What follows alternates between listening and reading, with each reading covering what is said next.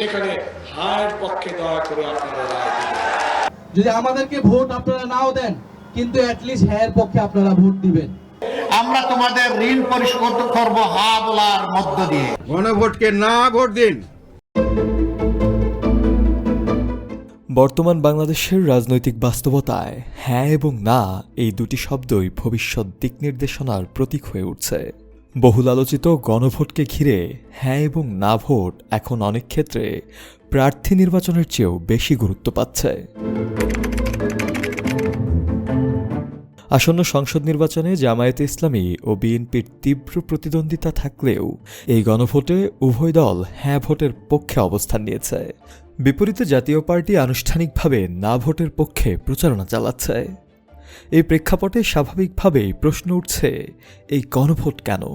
আর হ্যাঁ বা না যে কোনো একটির জয় হলে এর প্রভাব ঠিক কী হতে পারে?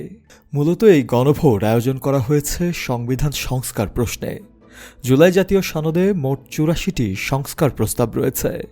এর মধ্যে ৪৭টি সংবিধান সংশ্লিষ্ট এবং বাকি ৩৭টি আইন, অধ্যাদেশ ও নির্বাহী আদেশের মাধ্যমে বাস্তবায়নযোগ্য। এবারের গণভোটে সংবিধান সংশ্লিষ্ট ৩০টি প্রস্তাবের বিষয়ে জনগণের মতামত নেওয়া হবে। ভোটারদের সামনে একটি মাত্র প্রশ্ন থাকবে, যেখানে ৪টি বিষয়ের আলোকে তারা হ্যাঁ অথবা না ভোট দেবেন। বিষয়গুলো হল নির্বাচনকালীন তত্ত্বাবধায়ক সরকার ও সাংবিধানিক প্রতিষ্ঠান গঠনে নতুন কাঠামো, দ্বিকক্ষ বিশিষ্ট সংসদ ও উচ্চকক্ষ গঠন, নারীর প্রতিনিধিত্ব বৃদ্ধি, প্রধানমন্ত্রীর মেয়াদসীমা এবং বিচার বিভাগের স্বাধীনতা সহ ৩০টি সাংবিধানিক সংস্কার বাস্তবায়নের বাধ্যবাধকতা, আর অবশিষ্ট সংস্কারগুলো রাজনৈতিক দলের প্রতিশ্রুতি অনুযায়ী বাস্তবায়ন করা। যদি গণভোটে হ্যাঁ ভোট সংখ্যাগরিষ্ঠতা পায়, তাহলে আগামী সংসদ জুলাই সনদের ৮৪টি সংস্কার বাস্তবায়নে বাধ্য থাকবে। এক্ষেত্রে একটি সংবিধান সংস্কার পরিষদ গঠন করা হবে, যাকে ১৮০ কার্যদিবসের মধ্যে সংস্কার কার্যক্রম শেষ করতে হবে। পাশাপাশি ৩০ কার্যদিবসের মধ্যে ১০০ সদস্যের উচ্চকক্ষ গঠনের বিধান কার্যকর হবে। নির্ধারিত সময়ে এসব বাস্তবায়ন না হলে অন্তর্বর্তী সরকারের রেখে যাওয়া বিল স্বয়ংক্রিয়ভাবে পাস হবে।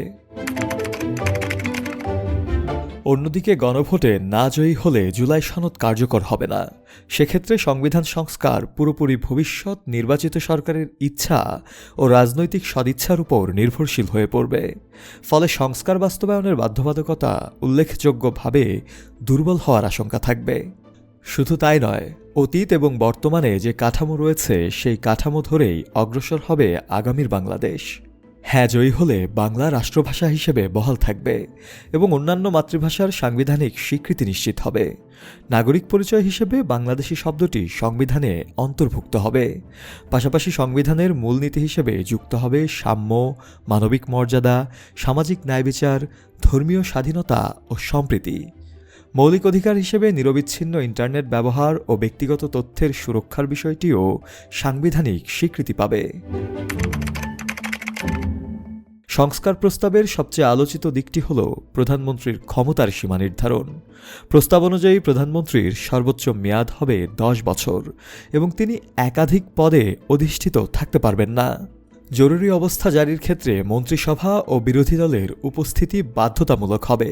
রাষ্ট্রপতির ক্ষমতা বাড়ানো হলেও অভিশংসন প্রক্রিয়া আরও কঠোর হবে।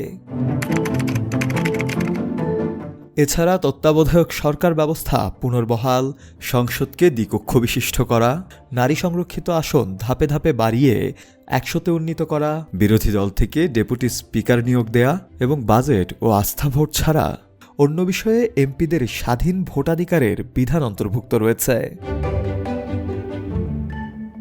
সব মিলিয়ে এই গণভোট কেবল একটি রাজনৈতিক প্রক্রিয়া নয়, এটি বাংলাদেশের ভবিষ্যৎ সংবিধান, রাষ্ট্র ব্যবস্থা এবং গণতান্ত্রিক কাঠামোর দিক নির্দেশনা নির্ধারণ করবে।